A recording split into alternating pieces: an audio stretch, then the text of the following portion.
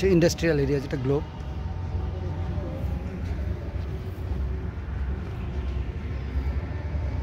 অনেক বড় বড় একটা ইন্ডাস্ট্রি।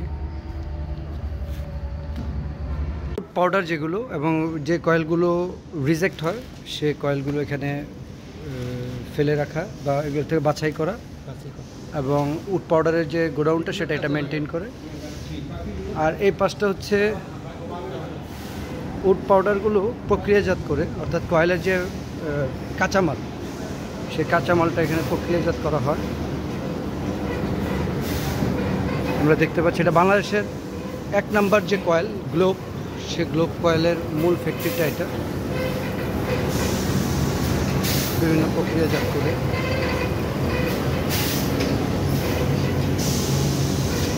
এই যে বিভিন্ন মেশিনারিজের মধ্যে এগুলো প্রক্রিয়াজাত করা হয়, এবং এগুলো হিট চেম্বার।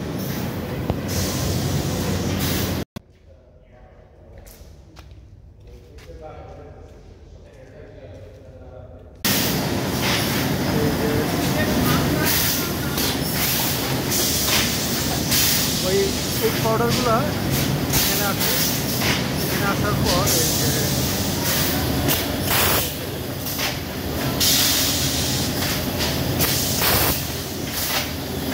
এবার এখান থেকে যেগুলো ব্যবহৃত হয় না